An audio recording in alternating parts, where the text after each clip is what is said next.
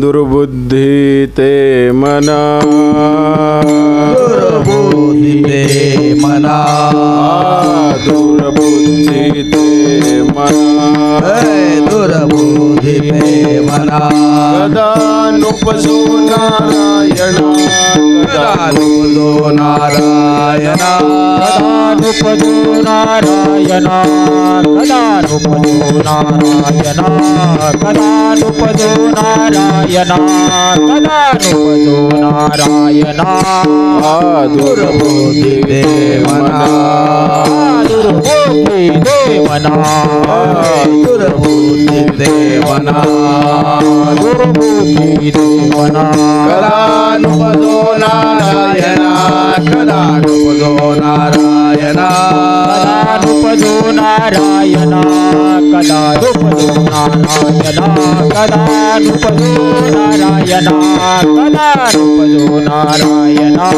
आता मज ऐसे करी, आता मज ऐसे करी, आता मज ऐसे करी, आता मज ऐसे करी. तुझे पाय चित्ती धरी, तुझे पाय चित्ती धरी, तुझे पाय चित्ती धरी, तुझे पाय चित्ती धरी, तुझे पाय चित्ती धरी, तुझे पाय चित्ती धरी.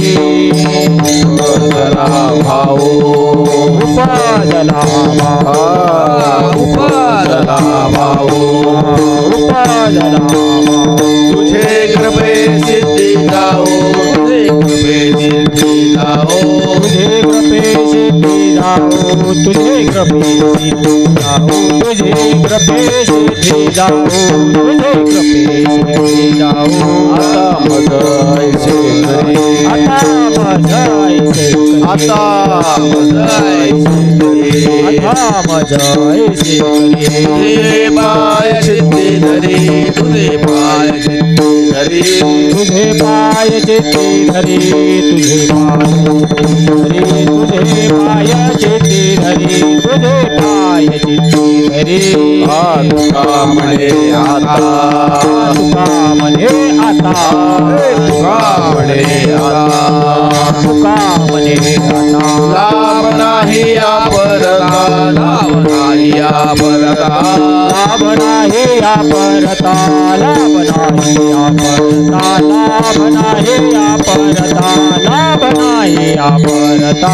आता मज ऐसे करी, आता मज ऐसे करी, आता मज ऐसे करी, आता मज ऐसे करी. तुझे पाय चित्ती धरी, तुझे पाय चित्ती धरी, तुझे पाय चित्ती धरी, तुझे पाय चित्ती धरी, तुझे पाय चित्ती धरी, तुझे पाय चित्ती धरी. पार कुमाई, गोपाल कुमार, जय जय विठोबार कुमारी, गोपाल कुमार, विठोबार कुमारी, गोपाल कुमार, विठोबार कुमारी, विठोबार कुमार, गोपाल कुमार, जय विठोबार कुमार,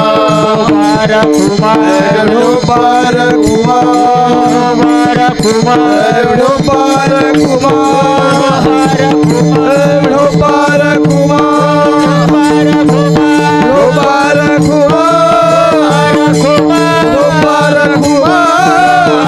विठोबार कुमार, विठोबार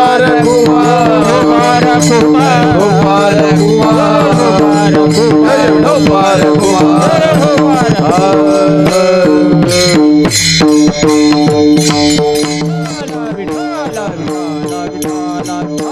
बोला पुंडलिक वरदार विठ्ठल श्री ज्ञानदेव तुकाराम.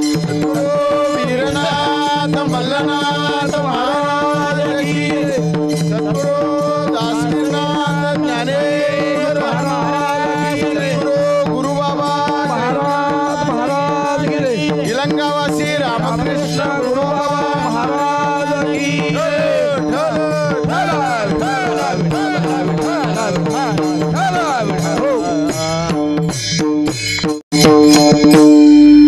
दुर्बुद्धी ते मना कदा नुपजो नारायण. आता मजा ऐसे करी तुझे पाय चित्ती धरी. उपजला भाव तुझे कृपे सिद्धी जाओ. आता मजा ऐसे करी तुझे पाय चित्ती धरी. तुका म्हणे आता लाभ नाही या परता. आता मजा ऐसे करी तुझे पाय चित्ती धरी. विठ्ठल विठ्ठल दुर्बुद्धी ते मना कदा नुपजो नारायणा. आता मजा ऐसे करी तुझे पाय चित्ती धरी. घेतलेला अभंग श्रीमंत जगद्गुरु तुकोबा यांचा अत्यंत प्रसिद्ध अत्यंत महत्त्वाचा असा 4 चरणाचा मागणीपर अभंग आहे. चालू असलेल्या वर्षाप्रमाणे प्रतिवर्षाप्रमाणे मोठे गुरुबाबा महाराज रामकृष्ण आपण ज्यांना असं ओळखतो रामकृष्ण गुरुबाबा महाराज यांचा हा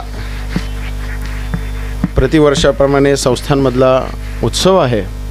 त्या माध्यमातून आज माझ्याकडे आलेली काहीतरी प्रारब्धाची सेवा असेल त्या अनुषंगाने थोडक्या वेळेमध्ये माझ्या वाटेला आलेली सेवा मी इथं पूर्ण करतो. दुर्बुद्धी ते मन कदा नुपजो नारायण. आता मजा ऐसे करी तुझे पाय चित्ती धरी. थोडे या अभंगाच्या माध्यमातून श्रीमंत जगद्गुरु तुकोबाराय भगवंताच्या चरणाजवळ आपल्या अंतःकरणातलं मागणं मागतात. आता मजा ऐसे करी तुझे पाय चित्ती धरी. हे देवा तुमचे पाय आमच्या अंतःकरणामध्ये राहू द्या. हे देवा आमच्या मनामध्ये दुर्बुद्धी कधी निर्माण होऊ देऊ नका असं मागणं मागतात. पुढे महाराज म्हणतात उपजला भाव जे सेवेचा भाव आणि नामस्मरणाचा भाव आमच्या अंतःकरणामध्ये आलेला आहे तो भाव कधीही संपू देऊ नका आणि तोच आम्हाला शेवटपर्यंत लाभदायक असू द्या. तुका म्हणे आता लाभ नाही या परता. महाराज म्हणतात नामस्मरण आणि सेवा याला सोडून आमच्या अंतःकरणामध्ये दुसरं काही येऊ देऊ नकोस. विठ्ठल आपण जर थोडा विचार जर केला भगवंताच्या अंतःकरणामध्ये ज्यावेळेस मागणीचा विषय येतो ज्यावेळेस कोणाला असं काही जर मागावं असं जर वाटलं तर कोणी जर कोणाला जर असं काही मागावं असं वाटलं कोणाकडे जाऊन काही जर मागावं असं वाटलं तर त्याच्या मागे काही कारण असतं. कारण असल्याशिवाय कोणी कोणाजवळ जात नाही किंवा मागणी मागत नाही. होय मनोज महाराज कारण असल्याशिवाय तुम्ही कोणाजवळ जाता का हो? कोणी कारण आहे तरच कोणाकडे जातो आणि काहीतरी मागणी मागतो. उगीच उठला आणि कोणाकडे गेला काहीतरी मागायला लागला असं नसतं. मानसशास्त्राचा आधार घेऊन जर बोलायचं झालं तर कोणताही व्यक्ती त्याच्या जीवनामध्ये कोणाकडे जर काही मागावं असं जर वाटलं त्याच्या मागे एकच कारण असतं ते म्हणजे चिंता असते. विठ्ठल विठ्ठल. ज्याच्या अंतःकरणामध्ये चिंता आहे त्याच्या अंतःकरणामध्ये 100% मागणी आहे. ज्याच्या अंतःकरणामध्ये चिंता नाही त्याच्या अंतःकरणामध्ये मागणी. बघा तुम्ही थोडं चिंतन करा. ज्याच्या अंतःकरणामध्ये चिंता आहे तो 100% कोणाकडे काही ना काही जाऊन मागणी मागतच राहतो. आणि ज्याच्या अंतःकरणामध्ये काही मागायचंच नाही आहे 100% तो निश्चिंत झाला. आता निश्चिंतीने पावलो विसावा. महाराज म्हणतात आता निश्चिंतीने पावलो विसावा. त्याचा परिणाम खुंटल्या धावा तृष्णेची. आपण माणसाचा जीवनाचा जर आपण परिणाम जर पाहिला ज्याच्या अंतःकरणामध्ये मागणी असं मागावं असं वाटलं कोणाकडे जाऊन तर त्याच्या मागे एकच कारण असतं ते म्हणजे चिंता असते. महाराज कशाची चिंता कुठली चिंता. आपण जर चिंतेचा जर विचार करत बसलो तर आपल्याला रात्र कमी पडेल. रात्र महाराज आपण थोडं बघू कुठली चिंता कशाची चिंता. चिंतेचा विषय आपण घेऊ महाराज. आपल्याला मुलगा होईल का नाही याची चिंता असते. हसू नका. तुमच्या आमच्या जीवनामध्ये जे घडतंय तेच सांगतो मी. काय कुठलं पोथी वाचलो नाही, कुठलं पुस्तक वाचलो नाही. तुमच्या जीवनामध्ये, माझ्या जीवनामध्ये जे घडतंय तेच मी तुम्हाला सांगत आहे. आपल्याला मुलगा होईल की नाही याची चिंता असते. मुलगा झाल्यानंतर तो नीट वाढेल का नाही याची चिंता असते. तो नीट वाढत असताना चांगली शाळा मिळेल का नाही याची चिंता असते. बघा, काही चुकतंय तर, क्रम चुकतंय तर सांगा मला. शाळेत जात असताना चांगला शिकेल का नाही मास्तर याची चिंता असते. चांगलं शिकत असताना मॅट्रिकमध्ये पास होईल का नाही याची चिंता असते. महाराष्ट्रामध्ये चांगले अंक मिळतील का नाही याची चिंता असते. मॅट्रिक पास झाल्यानंतर चांगले कॉलेज मिळेल का नाही याची चिंता असते का नाही. काही जर चुकलं तर मागे पुढे सांगा, महाराजांना थांबवा तिकडेच, काही अडचण नाही. कॉलेज शिकत असताना चांगले मित्र संगत लागेल का नाही याची चिंता असते. आई वडला, हा बघा मला सुद्धा आई वडिलाचा अनुभव आहे म्हणून मी सांगतो, याची चिंता असते. हे सगळं होत असताना चांगली नोकरी लागेल का नाही याची चिंता असते. बरोबर आहे. चांगली नोकरी लागल्यानंतर आता पुढे मी हेच सांगू का, लग्न होईल का नाही याची चिंता असते. कुठली चिंता, कशाची चिंता, ज्या चिंतेचा काही विषयच नाही आपण ती चिंता करतो.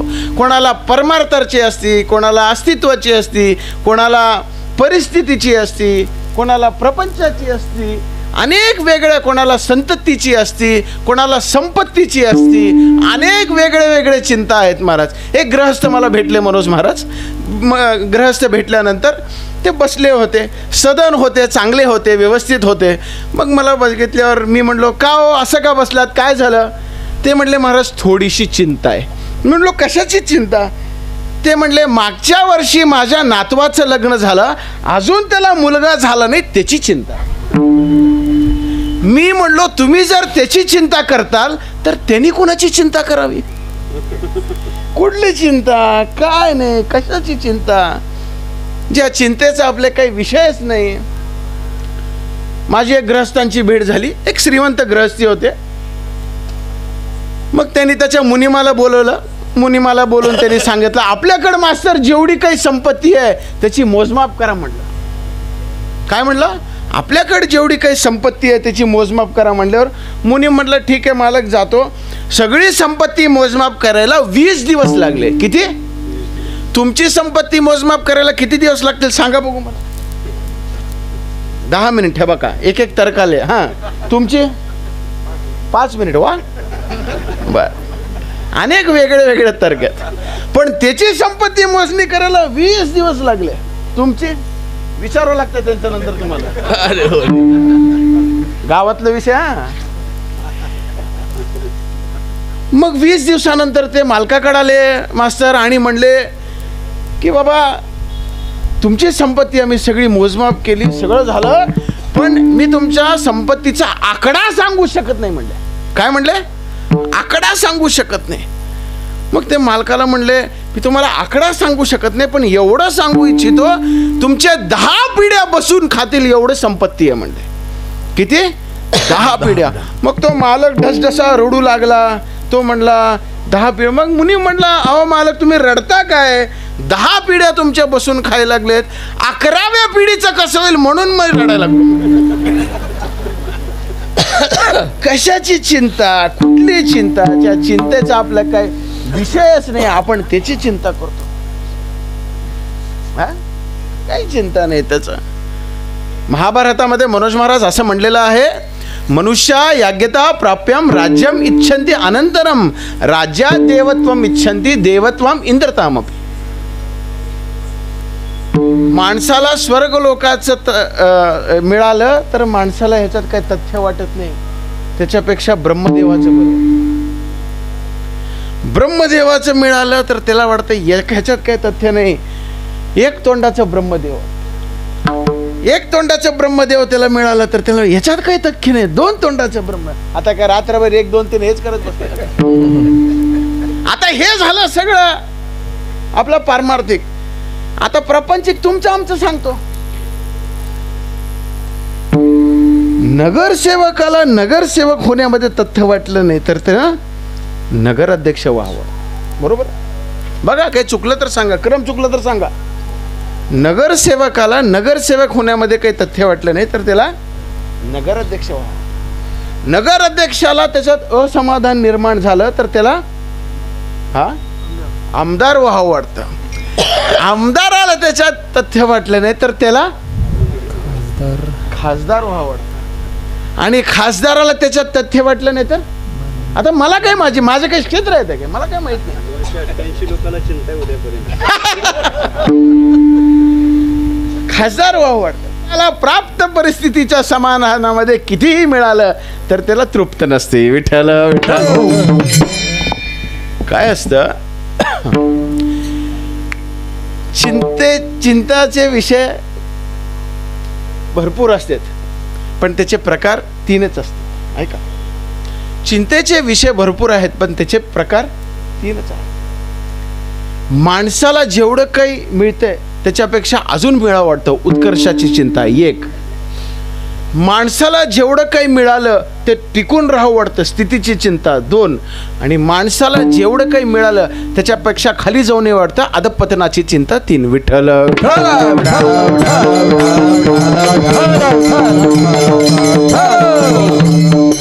प्राप्त माणसाला उत्कर्षाची चिंता कधी जास्त मिळावं वाटतं सांगू तुम्हाला माहिती आहे. प्राप्त परिस्थितीमध्ये माणसाला जेवढं काही मिळालं त्याच्यात असमाधान निर्माण झालं तर उत्कर्षाची चिंता वाढते. अजून मिळावं अजून मिळावं अजून मिळावं हे वाटतच राहतं. जसं मी आता हे तुम्हाला नगरसेवक हे ते सगळं सांगितलं हे आपलं प्रपंचाचं झालं महाराज. परमार्थामध्ये सुद्धा तेच आहे महाराज. परमार्थामध्ये सुद्धा तेच आहे. तुकोबाराय म्हणतात नको ब्रह्मज्ञान आत्मस्थिती भाव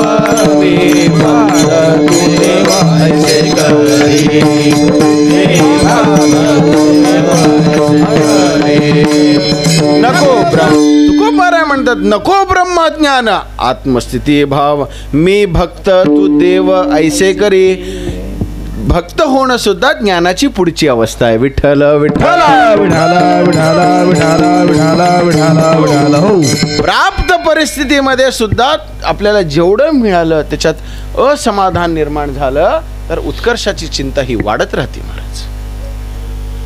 वेदांताचा एक आपण नियम जर पाहिला मनोज महाराज तर आपल्याला असं दिसतं समोर जी गोष्ट आली त्याला नको म्हणता येतं. जी गोष्ट आमच्या समोर आलीच नाही त्याला कसं नको म्हणताय. मी जेवायला बसलो मला लाडू नको मला तुला देतयच कोण. ते केलंच नाही लाडू तर तुला देणारच कोण. मला लाडू नको. 10 रुपये दिल्यानंतर 10 रुपयामध्ये विठ्ठल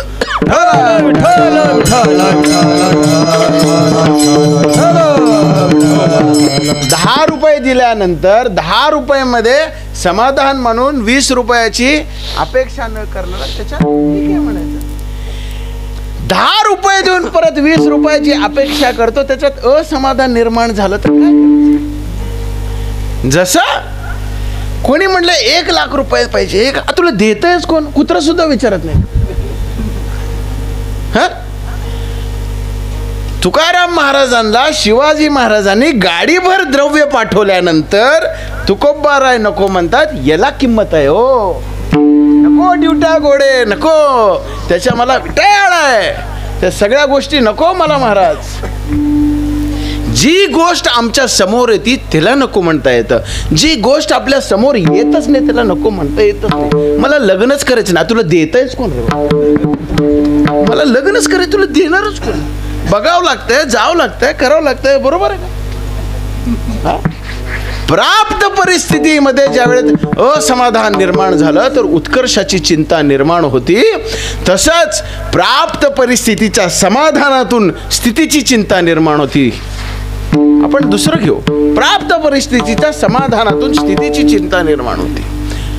आपल्याला जी परिस्थिती निर्माण झालेली आहे त्याच्यामध्ये मी संतुष्ट आहे समाधान आहे बस बस बस आता काही नको. एक मुलगा होता शाळेमध्ये शिकला मोठा झाला कॉलेजमध्ये शिकल्यानंतर इंटरव्ह्यू झाल्यानंतर अनेक खूप उच्च शिक्षित होता, पण शिकत शिकत शिकत त्याला काय नोकरी लागली नाही. उच्च शिक्षित पण कमी पैशाची नोकरी.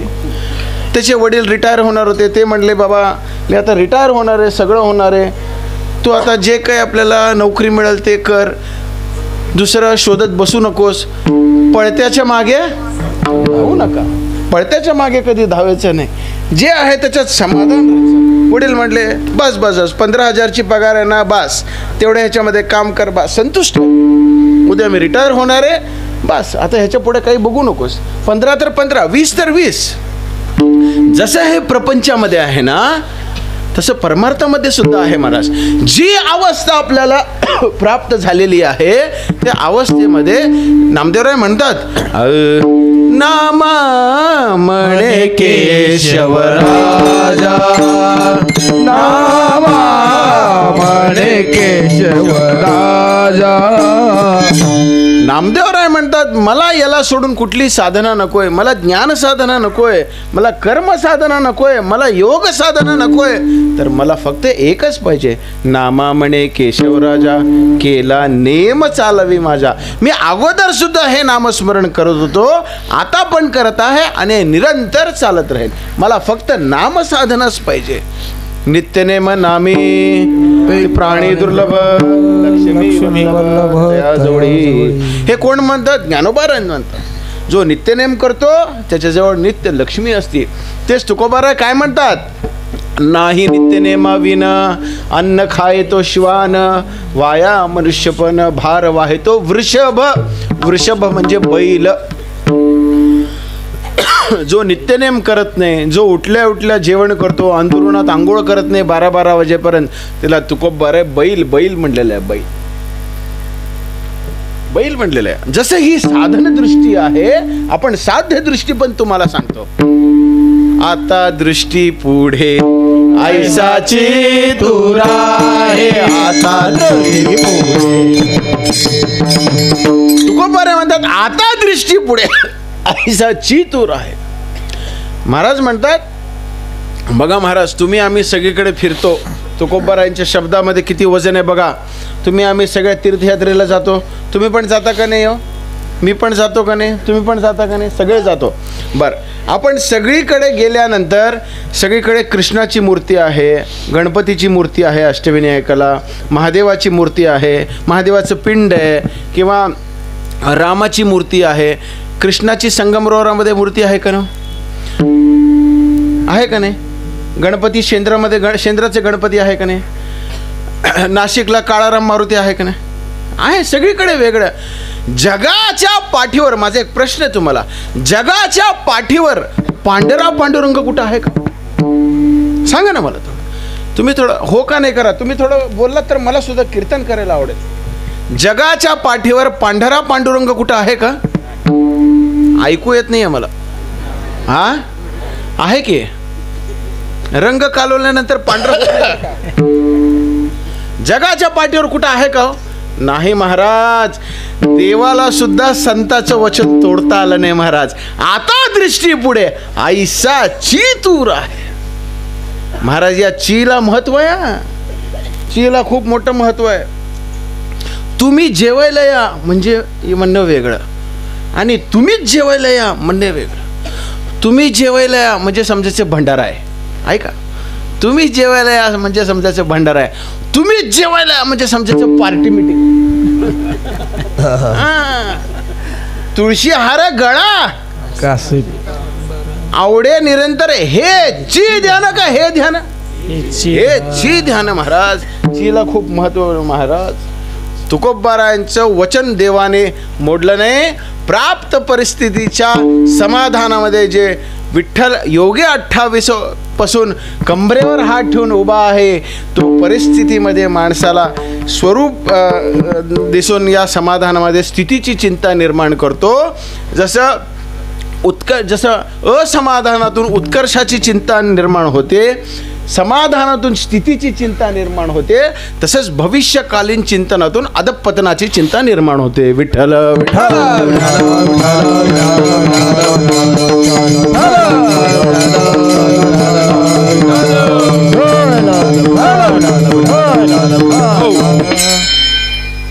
अधःपतनाची चिंता महाराज. तिसरी चिंता, वडिलाने बापाने आपल्याला जेवढं काही दिलं त्याचा कधीही उत्कर्ष करावा, ते वाढवावं, त्याचा कधी अधःपतन होऊ देऊ नये. वडिलाने मुलाला जर एक प्रॉपर्टी दिली 10 एकर तर त्याचा 11 एकर करावा, तर त्याचं 9 एकर कधी करू नये महाराज. त्याचं अधःपतन कधी करू नये.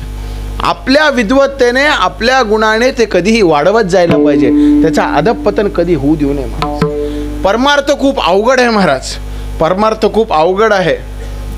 परमार्थ करत असताना आपलं अधःपतन कधी होत आहे आपल्याला कळत नाही. हळूहळू चाला, कुणी कुणाशी न बोला. परमार्थ करत असताना आपण घसरून पडल्यावर उभा राहणं अवघड आहे. ऐका, परमार्थ करत असताना आपण घसरून पडल्यावर उभा राहणं अवघड आहे. तेच प्रपंच करत असताना आपण कितीदाही घसरून पडलो तर आपण उभा राहू शकतो, कारण की घसरून पडणं नाव याचंच संसार आहे. विठ्ठल विठ्ठल असं म्हणतात मनोज महाराज. जवळजवळ माझं सगळं झालं, जवळजवळ मला सगळं मिळालं. जवळजवळ कधी होत आहे का? ज्ञानेश्वरी असं बघितल्यावर जवळजवळ तुम्हाला पाठांतर होती का? गाथा असं बघितल्यावर जवळजवळ तुम्हाला पाठांतर होत आहे का? मला परवा एक जण भेटलं, तो म्हणला महाराज मी एक मुलगी बघून आलो, जवळजवळ सगळं झालं. बघून आल्यावर जवळजवळ होत आहे नाही. मी गेलो, पोहे खाल्लो आणि जवळजवळ झालं. जवळजवळ म्हणून मला तो शब्दच कळाला नाही. जवळजवळ कधी होत.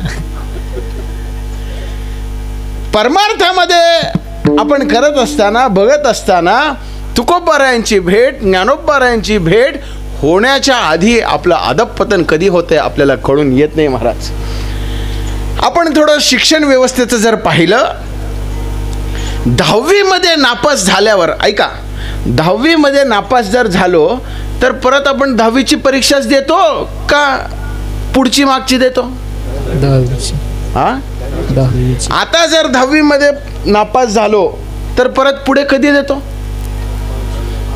नाही, कुठल्या महिन्यात देतो? October November. ऑक्टोबर नोव्हेंबर मध्ये नापास झाल्यावर परत कधी देतो? मार्च. मार्च एप्रिल मध्ये नापास झाल्यावर परत कधी देतो? ऑक्टोबर नोव्हेंबर मध्ये नापास झाल्यावर परत कधी देतो? मार्च एप्रिल. आषाढी कार्तिकी भक्तजनी येते.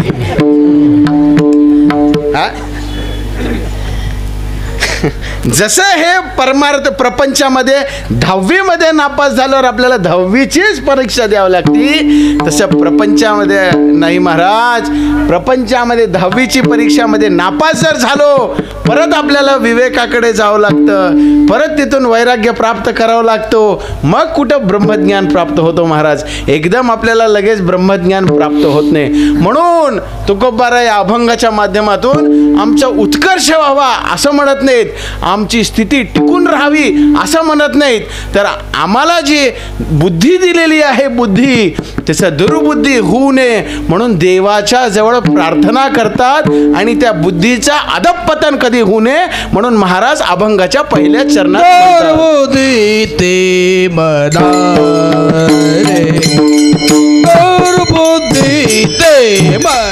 परमेश्वराने प्रत्येक जीवाला या जगामध्ये बुद्धी दिलेला आहे. बुद्धी असा कुठला जीव नाही आहे त्याला बुद्धी नाही आहे. तो प्राणी असेल, जीव असेल, कुठलाही असेल, त्याला कुठल्या ना कुठल्या माध्यमातून बुद्धी दिलेला आहे, पण ते वापरच करत नाही महाराज.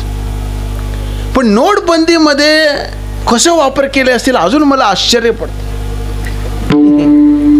नोटबंदीच्या वेळेस तुमची बुद्धी कशी चालली असेल, काय काय केलं असताल, काय काय नाही, अजून मला कळत नाही. तुम्हाला महाराज सहित कीर्तनकारा सकट कीर्तनकारा सकट बुद्धी कशी चालली असेल अजून मला त्याची काय. परमेश्वराने प्रत्येक जीवाला बुद्धी दिलेली आहे, पण सगळेजण बुद्धीचे वापर करत नाही. गाईच्या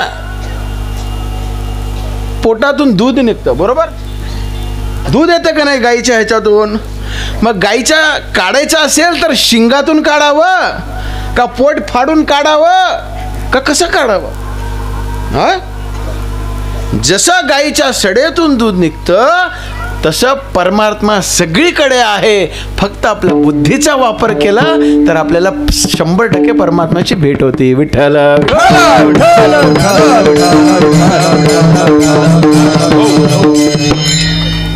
काही 4-5 जण होते, कुटुंब होतं महाराज. एक कुटुंब काय झालं, बरेच दिवस झाले ते कुठं तर देवदर्शनाला निघाले होते. सगळे मुलगा, धीर, नवरा सगळेजण गाडीत बसले आणि आईला, आई चला चला चला चला, उशीर झाले, बरेच वेळ झालं, आम्ही खाली गाडीत बसलो, 15-20 मिनिट झालं, आपल्याला जायचं आहे, उशीर झालं. आपल्याला काही काम नसते, पुरुष लोकांना जाऊन गाडी काढतात, बसतेत. बायकांना काम असतंय, घरचं सगळं बघावं लागते, देवाचं बघावं लागतंय, सगळं स्वयंपाकघरातलं बघावं लागतं, भांडे ते बघावं लागतात. सगळं बघितल्यानंतर बाईला पुष्कळ काम असतं महाराज. तरी ते ओरडत होते. तरी आई सगळं करत करत करत, भांडे करत, खिडक्या बंद करत आली. पहिला दरवाजा बंद केल्यानंतर खालच्या मजल्याचा दरवाजा बंद केली. त्याच्यानंतर त्याच्या बाहेरची जाळी होती ते बंद केली. खाली 4 पायऱ्या उतरून आली. त्याच्यानंतर जाळीचा दरवाजा बंद केली. त्याच्यानंतर मूळ दरवाजा बंद करून बाहेरून फाटक लावली. त्याच्यानंतर जाळी बंद करून गाडीतून बसली. एवढं सगळं क्रम येऊन बसल्यानंतर महाराज सगळं झालं. ते म्हणले, आता आई काय एवढं उशीर केली? धीर म्हटले, काय वहिनी एवढं उशीर झालं? नवरा म्हटलं, का ग एवढं उशीर केली? सगळं झालं, आता निघायचं का? पुंडलिक गोरदे हरी विठ्ठल म्हणू का? आदि विठ्ठल नाम घ्याव म्हणू का? सगळं म्हणायला आई म्हणली, थांबा थांबा थांबा थांबा थांबा थांबा थांबा. आई म्हणली, मला 1 मिनिटात वर जाऊन यायचं म्हटली. काय म्हणली? वर जाऊन यायचं. आई उतरली. आता ते क्रम वर जायचं जाळीचं तुम्ही बघा, मला काय माहित नाही ते काय करायचं. आई वरी निघाली. आता दरवाजाचा क्रम काय लावायचं तुम्हाला लावा, मी सांगून गेलो जाता जाता. कुठली जाळी कुठं लावायचं, कुलूप कुठं लावायचं. आई वर गेली. वर गेल्यानंतर महाराज गॅसचं बटन चालू होता. गॅसचं बटन आई बंद केली आणि खाली येऊन बसली आणि सांगितली, बाबा गॅसचं बटन चालू होता, नाहीतर आपलं घर पूर्ण उद्ध्वस्त झालं असतं, फुटून गेलं असतं. माझा दृष्टांत संपला. मला सांगायचं काय, तुम्ही गॅसचं बटन जाऊन बंद नाही केलात, परमेश्वराने तुम्हाला अशी बुद्धी दिली की तुमचं घर उद्ध्वस्त होऊ नये म्हणून त्याच्यातून तुम्ही बाहेर पडाव. परमेश्वराने ही बुद्धी दिली महाराज. बुद्धी आपल्या समोर परिस्थिती निर्माण होती तर त्या प्रतिकूल परिस्थितीचा अनुकूल कसं करायचं हे आपल्या बुद्धीनेच वापर करायला. परमेश्वर आपल्या मागे उभा राहत नाही, असं कर तसं कर, अमुक कर तमुक कर. परमेश्वर आपल्या समोर परिस्थिती जर निर्माण झाली तर आपल्या बुद्धीने वापर करून त्या परिस्थितीमधून मार्ग काढावा लागतं. विठ्ठल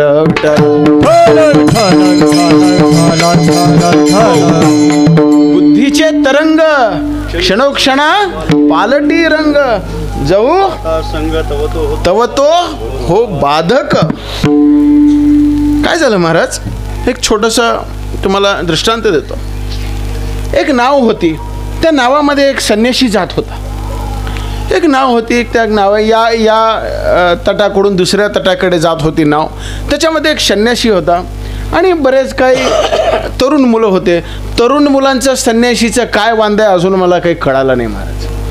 मग ते तरुण मुलं बसले आणि संन्याशी एकटा होता. सगळं झाल्यानंतर तरुण मुलं म्हणायला लागले, हे काय संन्याशी बुवा आहे, ह्यांना काय कळत नाही, काय नाही, फक्त कपडे घालतात, पैसे मागतात, असं तसं. संन्याशी लोक होते, ते त्यांच्या तपश्चर्येने राहत होते. तरुण मुलांना काय शिकलेले तरुण मुलं ज्यांना हरिपाठ, चक्री भजन, ज्ञानोबरांचा गाथा याचा काही घेणं नाही, असे सुशिक्षित शिकलेले तरुण मुलं त्या ह्याची टिंगल करू लागले, बुवाची, त्या साधूची टिंगल करू लागले. मग साधूची टिंगल करत असताना हे काय फुकट माणसं आहेत, फक्त पैशासाठी असे कपडे घालतात, असं तसं म्हणू लागले. म्हणत असताना थोडं वेळ उशीर झाल्यानंतर त्यांना वाटलं ह्या बोललेल्याचा परिणाम त्या साधूवर होत नाही आहे, तर येता जाता त्या साधूला टपली मारू लागले, त्याचे केस विचकायला लागले, त्याच्यावर गरम पाणी टाकायला लागले, खालचं पाणी उडवायला लागले. असं सगळं करत असताना ते साधूबाबा शांत बसलेले, ते शांत चित्ताचे होते. मग त्याच्यामध्ये परमेश्वर साधूबाबाकडे प्रकट झाले. परमेश्वर म्हणले की बाबा अहो तुम्हाला एवढं ते त्रास देत आहेत, सगळं करत आहेत, हो मला माहिती आहे तुम्हाला एवढं हे करत आहेत, मग तू कशाला काय म्हणत का बरं नाहीस तुम्ही त्याला? साधूभावाला म्हणल्यावर साधूभाऊ म्हटले जाऊ द्या ना, कशाला त्यांना मी काय म्हणू, पुढच्या तटावर गेल्यावर ते एकीकडे जातील, मी एकीकडे जातो, कशाला मी त्यांच्याशी वाद करू, एकदा पहिल्यांदा भेटल्यावर माझं काय त्यांचं घेणं देणं आहे, ते जातील. पण परमेश्वर म्हणले, देव म्हणला मला काही नाही, मला आवडत नाही म्हणले, मला त्रास होतोय म्हणजे माझ्या भक्ताला त्रास देतोय म्हणे. ते म्हणले मला त्रास होतोय, माझ्या भक्ताला त्रास देतो ना तर मला त्रास होतो. ते बघ म्हणले आता नाव भर समुद्राच्या मध्यभागी आहे म्हणले, काय करू सांग म्हणले, तू काय करू सांग. त्यांच्यावर तू असा क्रोधागार हो, मी बाकीचं सगळं बघून घेतो म्हणले देव. ते म्हणले जाऊ द्या ना, कुठं काय त्यांच्याशी वाद घालायचं नाही, मला नाही, तू काय करू सांग म्हणले. आता भर समुद्रामध्ये आपले नदी नाव आहे म्हणले, मला सांग हे नाव उलटून त्यांना डुबून टाकू का. देव म्हणले ही नाव उलटून त्यांना डुबून टाकू का. मग तेवढंच साधू बुवा म्हणले, देवा तुम्हाला उलटवायचंच असेल तर त्यांची बुद्धी उलटवा, सगळं काही ठीक होऊन जातंय म्हणले. आपली बुद्धी महाराज, बुद्धी आपल्याला बुद्धी परमेश्वराने दिलेली आहे, त्या बुद्धीचा कसा उपयोग करायचा सगळं आपल्यावर अवलंबून आहे. विठ्ठल विठ्ठल. महाराज म्हणतात दुर्बुद्धी ते मन कदा नुपजो नारायणा, आता मजा ऐसे करी तुझे पाय चित्ती धरी. विठोबा रुक्माईचं भजन घेऊ, पुढच्या चिंतनाला करतो. विठोबा रखुमाई. दुर्बुद्धी ते मना कदा नुपजो नारायण, आता मजा ऐसे करी तुझे पाय चित्ती धरी. उपजला भावो तुझे कृपे सिद्धी जाओ, आता मजा ऐसे करी तुझे पाय चित्ती धरी. महाराज परमार्थ करत असताना भावाला खूप महत्त्व आहे. ऐका, परमार्थ करत असताना भावाला खूप महत्त्व आहे. भावेविण भक्ती, भक्तीविण मुक्ती. परमार्थ करत असताना महाराज आपल्याला भाव हा कधीही लागतो. परमार्थ करत असताना परमार्थ कधी वेगाने आणि आरामाने होत नाही, एवढं लक्षात घ्या. परमार्थ कधी वेग आणि आराम याच्याने कधी परमार्थ होत नाही. परमार्थ करत असताना या शरीराला ताप द्यावा लागतो.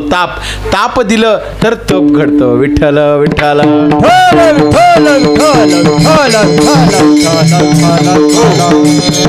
म्हणून लाहो करा काळ सारा चिंतने. ऐका महाराज, लाहो करा, गडबड करा. आपल्याला जे हे जीवन मिळालेलं आहे त्याच्यामध्ये असं म्हणतात गडबड करा, त्वरा करा, लवकर करा. आपलं जीवन खूप कमी आहे, या कमी जीवनामध्ये आपल्याला सगळ्या गोष्टी लवकर लवकर करावं लागतात. राम राम स्मरा आधी, राम राम स्मरा आधी. ऐका, कशाच्या आधी, कशाच्या आधी राम राम स्मरा. मी तुम्हाला क्रम सांगतो, ऐका. कशाच्या आधी राम राम स्मरा. झोपेतून उठल्यानंतर, डोळे उघडल्यानंतर राम राम स्मरा आधी. उठून बसल्यानंतर पलंगावर राम राम स्मरा. माझ्या बरोबर सगळे राम राम स्मरा एवढं तर म्हणा, बाकी काही तर नाही, एवढं तर म्हणा. का करावं आता, भूक तर लागली, आता थंडी तर वाजायला लागली. राम राम म्हणा. राम राम स्मरा आधी. कशाच्या आधी. ऐका, अजून एकदा सांगतो. राम राम स्मरा आधी. कशाच्या आधी. पलंगावर झोपल्यानंतर, डोळे उघडल्यानंतर सकाळी राम राम स्मरा आधी. पलंगावर उठून बसायच्या आधी राम राम स्मरा आधी. उठून बसल्यानंतर पाय खाली सोडायच्या आधी राम राम स्मरा आधी. पाय खाली सोडल्यानंतर उभारायच्या आधी राम राम स्मरा आधी. एक पाऊल पुढे टाकायच्या आधी राम राम स्मरा आधी. पुढे पाऊल टाकल्यानंतर बाथरूम मध्ये जायच्या आधी राम राम स्मरा आधी. बाथरूम मध्ये गेल्यानंतर अंघोळीला बसायच्या आधी राम राम स्मरा. ऐकू येत नाही राम राम स्मरा. हा, एक तांब्या हातात घेतल्यानंतर राम राम राम स्मरा आधी अंगावर पाणी घालायच्या आधी राम राम स्मरा आधी अंगावर पाणी घातल्यानंतर राम राम स्मरा आधी अंगाला साबण लावायच्या आधी राम राम स्मरा आधी अंघोळ झाल्यानंतर पुसायच्या आधी राम राम स्मरा आधी पुसल्यानंतर बाहेर यायच्या आधी राम राम स्मरा आधी कपाळाला गंध बुक्का लावायच्या. अरे कपडे घालायचेच राहिले की आता काय काय आता ते तुमच्या तुम्ही क्रम करा. सांगत जावा मला जर असं काही राहिलं तर. राम राम स्मरा आधी अंघोळ झाल्यानंतर कपडे घालायच्या आधी राम राम स्मरा आधी कपडे घालून टेबलावर बसून नाश्ता करायच्या आधी राम राम स्मरा आधी नाश्ता झाल्यानंतर मुलं बाळांना बोलायच्या आधी राम राम स्मरा आधी ऑफिसला जायच्या आधी राम राम स्मरा आधी ऑफिस मध्ये पाय ठेवायच्या आधी राम राम स्मरा आधी ऑफिस मध्ये गेल्यानंतर तुमच्या मास्टर ते कोण हेड मास्टरला बोलायच्या आधी राम राम स्मरा आधी ऑफिस मध्ये गेल्यानंतर खुर्चीवर बसायच्या आधी राम राम स्मरा आधी खुर्चीवर बसल्यानंतर टेबलाच्या खालून घ्यायच्या आधी राम राम स्मरा आधी टेबला या टेबलाच्या खालून घ्यायच्या आधी राम राम स्मरा आधी टेबलाच्या खालून घेतल्यानंतर घरी जायच्या आधी राम राम स्मरा आधी घरी गेल्यानंतर बायकोचे शिव्या खायच्या आधी राम राम स्मरा आधी बायकोचे शिव्या खाल्ल्यानंतर राम. जेवण करायच्या आधी मला संपू तर द्या. घरी गेल्यावर कोणाला किती शिव्या द्यायचं तुम्ही द्या मला काय. घरी गेल्यानंतर बायको जेवण वाढल्यानंतर एक घास खायच्या आधी राम राम स्मरा आधी एक घास खाऊन परत मुलाबाळांशी झोपण्याच्या आधी बोलायच्या आधी राम राम स्मरा आधी पलंगावर बसायच्या आधी राम राम स्मरा पलंगावर बसून आडवं पडण्याच्या आधी राम राम स्मरा आधी आडवं पडल्यानंतर डोळे बंद करायच्या आधी राम राम स्मरा डोळे बंद केल्यानंतर झोप लागण्याआधी राम राम माझ्यापेक्षा परफेक्ट झालो आता तुम्ही मनच मागे टाकायला लागलं. ते सगळं काही जमलं नाही निदान मरायच्या आधी राम राम स्मरा आधी विठ्ठल विठ्ठल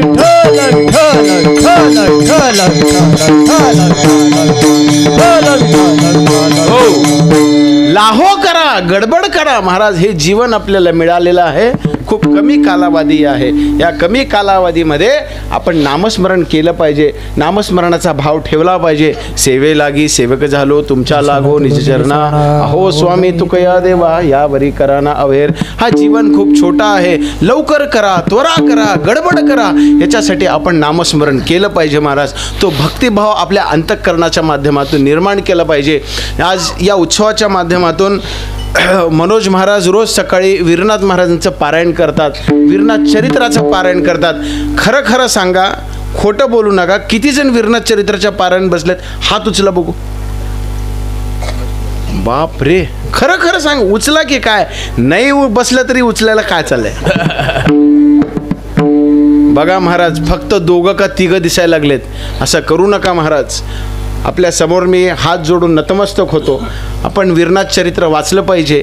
वीरनाथ चरित्र वाचल्यानंतर संपूर्ण जो या गुरुगादीचा अनुयायी आहे जो गुरुभक्त आहे त्याला संपूर्ण वीरनाथ चरित्र वाचल्यानंतर गुरु आणि शिष्याची परंपरा काय हे सगळं संपूर्ण त्याच्यात माहिती पडतं महाराज.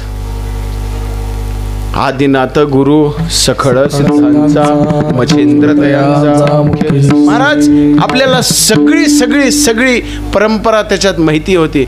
शिष्य कसा पाहिजे. शिष्य पाहिजे निष्ठावंत. शिष्य पाहिजे सुचिमंत. शिष्य पाहिजे नेमस्त. सर्व प्रकारे अशा शिष्य पाहिजे महाराज. गुरुबाबा असतील गहिनीनाथजी महाराज असतील. आता मी आज आलोय मला फोन करून औषधामध्ये विचारतात मी गुरुबाबाकडून उपदेश देऊ का गहिनीबाबाकडून घेऊ. कोणाकडून तर घ्या एकच आहे. ह्यांच्याकडून घेऊ का त्यांच्याकडून घेऊ. आपल्याला कोणाकडून घ्यायचं आहे आणि आपल्याला मोक्षाची प्राप्ती करून घ्यायची. आपल्याला तुळशीची माळ आपण घातली पाहिजे महाराज. चक्री भजन नित्य केलं पाहिजे. मी सांगतो महाराज, आज 12मध्ये आहे, आपण गुरुमंत्र जर घेतलो आणि आपण गुरु जप केलो तर नाही तर आपल्याला त्याचं पाप लागतं. पाप महाराज, अनुभव आहे महाराज. अनुभव आले अंगा ते या जगात येत असे. अनुभव आल्याशिवाय आपण कोणाला बोलत नाही. जे अनुभव आपल्याला आलेला आहे आपण ते बोलतो, ते आपण करतो. गुरुबाबा असतील, गैंडी बाबा असतील किंवा या सगळे लोक असतील, आपण त्यांच्याकडून गुरुमंत्र हा घेतला पाहिजे. या सगळ्या गोष्टी करून आपण मुक्त झालं पाहिजे महाराज. खरं तर तुम्ही आम्ही भाग्यवान आहोत. ही मी असं म्हणत नाही मी महाराज आहे म्हणून या परंपरेमध्ये मी काही करत नाही. मी सुद्धा या गादीचा सेवकच आहे महाराज. मी सुद्धा या गादीचा सेवकच आहे. जे गुरुबाबाची आज्ञा असेल, जे गहिनीबाबांची आज्ञा असेल, मी त्यांनी तंतोतंत पाळणारा आहे महाराज. आणि तुम्ही सुद्धा त्या गादीचे सेवक आहात. आपण सुद्धा त्यांची गोष्टी आपण पाळले पाहिजे. नित्यनेमाने वारी केली पाहिजे. नित्यनेमाने एकादशीचं व्रत आपण केला पाहिजे. नित्यनेमाने आपण जप केला पाहिजे. नित्यनेमाने चक्री भजन आपण केला पाहिजे. विरामणे त्यांची काय वाणू थोरी, जया संगी हरी डुल्लत असे. असे चक्री भजनाची एक थोर परंपरा जे 14 अभंगाच्या माध्यमातून तुमच्या आमच्या समोर आलेली आहे. त्या अभंगाच्या माध्यमातून आपण तृप्त होऊन या भवाच्या सागराच्या संसाराच्या चक्रामधून आपण मुक्त झालं पाहिजे महाराज. मी असं इथं सांगू इच्छितो. शेवटला महाराज म्हणतात, तुका म्हणे आता लाभ नाही या परता. बाकी काही नको म्हणतात. मला जे काही पाहिजे तुम्ही मला इथं प्राप्त करून द्या नामस्मरण आणि सेवेच्या माध्यमातून असं म्हणतात. विशेषतः आपण जर पाहिलो, परवा बाबांचा वाढदिवस होता 2 दिवसाखाली 25 तारखेला. आदरणीय माझे वडील सद्गुरू श्री गहिनीनाथ बाबांचा महाराजांचा वाढदिवस होता. कसा हा संगम जुळून येतो बघा. मला बाबांनीच सांगितलं, नक्षत्र, तारीख आणि तिथी या तिघांचा त्रिवेणी संगम मिळून त्या दिवशी त्यांचा वाढदिवस साजरा झाला. आणि तो साजरा म्हणजे माऊलींच्या समाधी सोहळ्या आळंदीमध्ये साजरा झाला महाराज. याच्यापेक्षा अजून काय कृपा पाहिजे महाराज सांगा. कृपा करावी भगवंते, ऐसा शिष्य द्यावा माथे, जो माझे व्रत चालवी, नेण्यासी त्यागा पालवी. वावा ब्रह्मज्ञानी गुंडा, ज्याचा तिही लोकी झेंडा. कसं आहे महाराज सांगतो ऐका. औसे में है वीर, ऐका, औसे में है वीर, यहाँ निलंगा में है पीर और 12 में है मल्लप्पा की खीर. विठ्ठल खरोखर महाराज तुमचा आम्हाला हे सगळी परंपरा लाभलेली आहे. अनादी कालापासून ना आदि गुरु शंकरा लागून या शिष्य परंपरा जे शंकरापासून चालत आलेली नाथ संप्रदायाची परंपरा आहे. आदिनाथ, मच्छिंद्र, गोरक्ष, गहिनी, निवृत्ती, ज्ञानदेव, देवनाथ, चुडामणीनाथ, गुरुगुंडानाथ, वीरनाथ, मल्लनाथ, दासवीरनाथ, ज्ञानेश्वर, गुरुबाबा, गहिनीनाथ अशी थोर परंपरा तुम्हा मला लाभलेली आहे. आज जर त्या परंपरेपासून पाहिलो तर आज आपली 14वी पिढी आहे महाराज. 14वी पिढी. आणि आपल्या घराण्यापासून पाहिलो तर असल्याची आपली 5वी पिढी आहे. त्या 5वी पिढीचा आपण पाईक सेवक म्हणून आज आपल्याला सेवा भेटत आहे. हे आपलं काहीतरी पूर्व पुण्य आहे महाराज. पूर्व पुण्य असलं तरच ह्या सगळ्या गोष्टी आपल्या पदरात पडतात. केले कर्म झाले तेची भोगा आले, उपजले मेले ऐसे किती. आपले जर कर्म चांगले असतील तर आपल्याला चांगले गुरु भेटतील. आपले जर चांगले कर्म असतील आपल्याला चांगलं संप्रदाय मिळेल. आपले जर मी तुम्हाला एक सांगू महाराज, तुम्हाला एक सांगू ऐका. तुकोबारायांनी ज्ञानोबारायांच्या अगोदर जे कोणी जन्माला आले, ऐका, त्यांच्या अगोदर जे कोणी जन्माला आले तर मी तर म्हणतो, आता मी हे वापरू नये तर कीर्तनामध्ये घेत नाही तो शब्द, त्यांच्या नंतरचं घेतो. आता मी काही शब्द वापरू नये लागतात कीर्तनामध्ये. तुकोबारायांनी ज्ञानोबानंतर जन्मायला आले म्हणजे तुम्ही आम्ही जे जन्मा आपलं काहीतरी पूर्व सुकृत आहे का. आपल्याला ज्ञानेश्वरी वाचायला मिळाली, आपल्याला तुकोबारायांचा गाथा मिळाला. तो म्हणतात बघा, अनगडशाह नाव आणि तुकोबारायांमध्ये अनगडशाहनी प्रभू रामचंद्र आणि तुकोबारायांमध्ये तुलना केली. ऐका, अनगडशाह एक फकीर होते, पण फकीरांनी काय केलं, प्रभू रामचंद्र आणि तुकोबारायांमध्ये एक तुलना करी. तुका तुका रामसे, ऐका, तुका तुका रामसे दो नाम एकची अंग. अजून एकदा ऐका. तुका तुका रामसे, राम म्हणजे प्रभू रामचंद्र, तुका म्हणजे तुकोबर आहे. तुका तुका रामसे दो नाम एकची अंग, उनका सेतू भंग हुआ इनका सेतू अभंग. तुमच्या आमच्या कल्याणासाठी तुकोबरांनी त्या काळामध्ये जो अभंग लिहिलेला आहे तो आज सत्यामध्ये उतरत आहे. तुमचा आमचा उद्धार करायला उतरत आहे.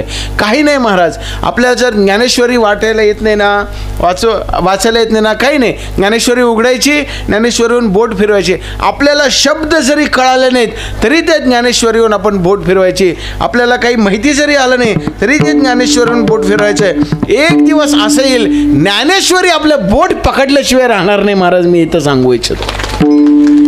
आपण ज्ञानेश्वरी आपण वाचली पाहिजे. कसंही वाचा, ज्ञानेश्वर महाराज आपल्याला पदरात घेतात, तुकोबाराय आपल्याला पदरात घेतात आणि आपण कृतज्ञ व्हावं म्हणून महाराज सांगतात. या माध्यमातून आज बाबांच्या समोर कीर्तनाची सेवा करायला मला मिळाली. माझं काहीतरी पूर्व सुकृत आहे, माझे काहीतरी पूर्व प्रारब्ध आहे जे आज त्यांच्यासमोर मला कीर्तनाची सेवा करायला मिळत आहे. खरं तर जन्मोजन्मी आम्ही बहुपुण्य केले तेव्हा या विठ्ठले कृपा केली. या विठ्ठलाने कृपा केल्यावर काय काय होतं आहे आणि काय काय होत नाही याचा अनुभव, याची प्रचिती मला आहे. जास्त वेळ न घेता आपण शेवटचं चरण म्हणा आणि हे करू. ज्ञानेश्वर माऊली, ज्ञानराज माऊली तुकाराम, ज्ञानेश्वर माऊली, माऊली ज्ञानेश्वर. सोमनाथ